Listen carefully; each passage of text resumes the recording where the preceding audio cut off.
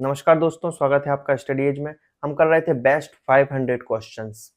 ठीक है, पहले जो वीडियो आप देख चुके होंगे, इसमें हम कर रहे हैं 500 बेस्ट क्वेश्चंस कहाँ से संबंधित, बाल विकास एवं शिक्षा शास्त्र से संबंधित, जो आपकी प्राथमिक शिक्षा भर्ती में काम आएंगे। और ये है सेट नंबर 3। इसके पहले मैं 2 सेट करवा चुका हूँ, उसमें हमने 1 से लेकर 20 तक क्वेश्चन कवर किए हैं, वो भी आप जाके देखें, बहुत अच्छा रिस्पॉन्स मिला है। और यदि आपने वीडियो नहीं देखे हैं तो आप हमारी प्लेलिस्ट में जा सकते हैं, एमपी टेट 2024 वाली। ठीक है, इसमें मैं कराऊंगा 21 से लेके 30 तक के क्वेश्चन। अभी तक हमने ये 1 से लेके 20 तक के क्वेश्चन कराए हैं, आप जाके देखेंगे प्लेलिस्ट में। और चलिए आगे बढ़ते हैं, 21 नंबर का क्वेश्चन देखते हैं आज क्या है। क्वेश्चन नंबर 21 है, अनुभव द्वारा व्यवहार में परिवर्तन लाना अधिगम है, यह कथन किसका है? तो गेट्स ने कहा था। ठीक है दोस्तों, तो इसका आंसर हो जाएगा गेट्स, अनुभव द्वारा व्यवहार में परिवर्तन लाना। और एक बात और मैं बता दूं कि बाल विकास जब हम कर रहे हैं तो पहले अच्छे से क्वेश्चन पढ़ना है, चारों ऑप्शंस को अच्छे से देखना है, खुद से ट्राई करें, सोचें समझें चिंतन करें, फिर जो है एक्सप्लेनेशन देखें। तो वीडियो को पॉज कर करके देखें, कॉपी पेन लेके देखें। ठीक है, मूवी जैसे नहीं देखना है, तभी आपको सीखेंगे और एग्जाम में जो है आपको कॉन्फिडेंट फील होगा। चलिए आगे बढ़ते हैं। सॉरी, क्वेश्चन नंबर 22 है, एक अध्यापक की दृष्टि में कौन सा कथन सर्वोत्तम है? अब एक टीचर की जगह आप खुद को रखें और सोचें कि प्रत्येक बच्चा सीख सकता है, क्या आप ये बोलेंगे, या फिर कुछ बच्चे सीख सकते हैं, अधिकतर बच्चे सीख सकते हैं, या फिर बहुत कम बच्चे सीख सकते हैं? तो एज अ टीचर, एक अध्यापक के तौर पर आप यदि खड़े होते हैं तो आप कभी ये नहीं बोलेंगे कि अधिकतर बच्चे या फिर कुछ बच्चे या बहुत कम बच्चे। आपको क्या बोलना पड़ेगा? प्रत्येक बच्चा सीख सकता है। इसका आंसर हो जाएगा ए। ये तो अपने विवेक पर आधारित क्वेश्चंस हैं। ठीक है, कोई बड़े रॉकेट साइंस नहीं है, बहुत आसान सी चीजें हैं। कोई भी बोलेगा कि बच्चे को हमेशा मोटिवेट करना है, हर एक बच्चा जो है सीख सकता है। आगे बढ़ते हैं, क्वेश्चन नंबर 23, 23 नंबर का क्वेश्चन आ गया है। शैक्षिक प्रक्रिया के 3 मुख्य बिंदु बताए गए हैं, निम्नलिखित में से कौन सा उनसे संबंधित नहीं है?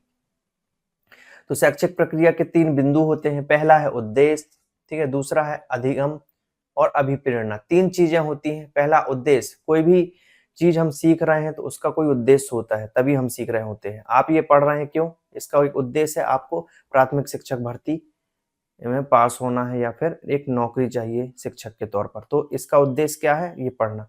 ठीक है, फिर आपको एक अभिप्रेरणा मतलब होता है मोटिवेशन। ठीक है, अभिप्रेरणा चाहिए होगी सीखने के लिए। आपकी परिस्थितियां हो सकती हैं, घर में कैसी परिस्थितियां आर्थिक तौर से, या फिर आपका एक हॉबी होगी, ये एक अभिप्रेरणा होगी कि मुझे पढ़ाना अच्छा लगता है इसलिए मैं ये एग्जाम की तैयारी कर रहा हूँ। ठीक है, तो एक अभिप्रेरणा हो गई। और अधिगम, अधिगम मतलब होता है सीखना। तो ये सारी चीजें इसके क्या हैं? प्रक्रिया के बिंदु हैं। ठीक है, पाठ्यक्रम को रटना बिल्कुल भी इसका आंसर नहीं होगा। ठीक है, चलिए, तो इसका आंसर क्या है? सॉरी, इसमें क्या है, नहीं है पूछा है, तो इसका आंसर हो जाएगा पाठ्यक्रम को रटना, इसमें हो जाएगा ये। और बिंदु कौन कौन से हो गए? उद्देश्य, अभिप्रेरणा और अधिगम, ये तीनों बिंदु हैं। और इस जो बिंदु नहीं है वो है पाठ्यक्रम को रटना, तो इसका आंसर हो जाएगा बी। मैजिक लैंटर्न किस प्रकार की सहायक सामग्री से संबंधित है? तो मैजिक लैंटर्न एक प्रकार का दृश्य सहायक सामग्री है। ठीक है, इसका ऑप्शन नंबर ए है, आप याद कर लीजिए। मैजिक लैंटर्न क्या है? एक दृश्य सामग्री है। और भी दृश्य सामग्री है, जैसे कि मानचित्र हो गया, चित्र, पोस्टर बनाना, ये सब चीजें। ठीक है, बुलेटिन बोर्ड, पोस्टर्स हो गया, प्रतिमान, तो ग्लोब। ठीक है, तो उसमें से एक है मैजिक लैंटर्न, जो कि एक दृश्य सहायक सामग्री है। और ये बनाई थी 1600 ईस्वी में। किसने बनाई थी दोस्तों? ये बनाई थी वैज्ञानिक ह्यूगन्स ने। ठीक है, ह्यूगन्स ने जो है बनाई थी मैजिक लैंटर्न। तो आगे बढ़ते हैं, निम्न में से कौन सा व्यवहार मूलक बाधा को प्रदर्शित नहीं करता? बाल अपराध, मुंहजोरी, कमजोर को डराने वाला, या फिर शालीनता? तो क्वेश्चन नंबर 25, ठीक है, व्यवहार मूलक बाधा को प्रदर्शित नहीं करता, वो क्या है? शालीनता। आगे बढ़ते हैं, बालकों में वैज्ञानिक अन्वेषक का विकास क्यों किया जाना चाहिए? तो वैज्ञानिक अन्वेषक क्या है? बच्चों में वैज्ञानिक सोच को डेवलप करना। ठीक है, साइंटिफिक तरीके से सोच पाए। क्यों करना चाहिए? क्या खेत से दूर करने के लिए? बिल्कुल नहीं। ये आंसर नहीं होगा। पढ़ाई में व्यस्त रखने के लिए, ये भी नहीं होगा। वैज्ञानिक स्वभाव विकसित करने के लिए, ये इसका आंसर हो जाएगा। वैज्ञानिक स्वभाव विकसित करने के लिए जो है इसको करना चाहिए। शरारत से रोकने के लिए, बिल्कुल नहीं, आंसर हो गया बी। बिल्कुल आसान आसान क्वेश्चन है। आगे बढ़ते हैं। किसी उद्दीपन के, उद्दीपन नहीं है, ये है उद्दीपन। उद्दीपन के निरंतर दिए जाने पर होने वाला अस्थायी परिवर्तन क्या है?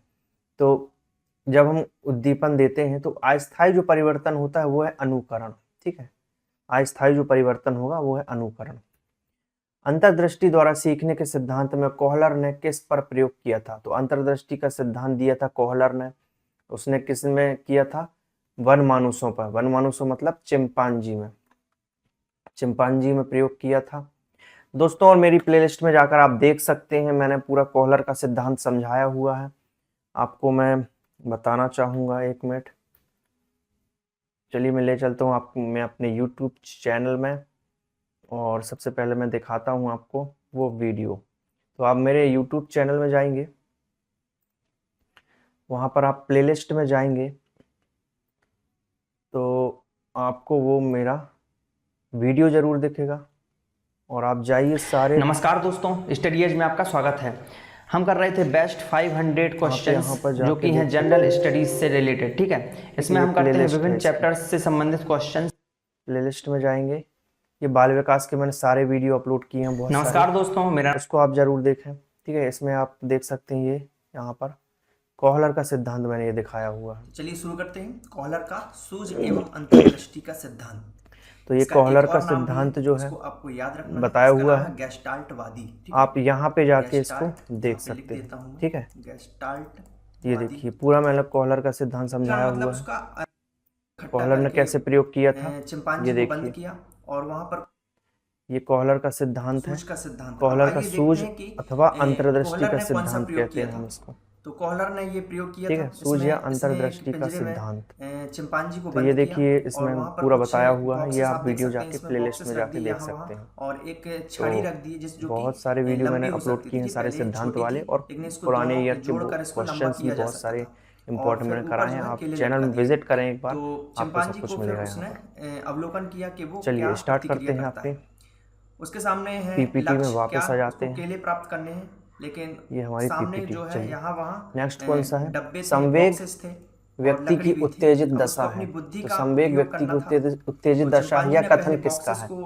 ठीक है, तो ये कथन दिया था पुरुवर्ष में। ठीक है, दूसरे प्रयोग में पुरुवर्ष संवेग व्यक्ति की उत्तेजित दशा है, नहीं लटका दिया। पुरुवर्ष नहीं, ये है वुडवर्थ। हाथ केलों तक गलत नहीं टाइप पहुंच पा हो रहा गया था, है, वुडवर्थ। फिर अपनी बुद्धि ठीक का है, इस्तेमाल किया। तो वुडवर्थ ने ये जो है सिद्धांत दिया था, संवेग व्यक्ति की उत्तेजित दशा है। वे संवेग को दूसरे अर्थों में किसी प्राणी की अन्य अवस्था से जोड़कर देखते थे। किया और फिर उसने केले प्राप्त वस्तुतः संवेग एक भावनात्मक स्थिति है। संवेग क्या होता है दोस्तों? जो आपके इमोशंस होते हैं, भय, क्रोध, डर, ये सब क्या है? संवेग। जिसमें थोड़ी सी ठीक है, तो संवेग व्यक्ति की उत्तेजित दशा ये कहा था वुडवर्थ ने। करता है। यहाँ पर ऑप्शन हो जाएगा वुडवर्थ। करता है।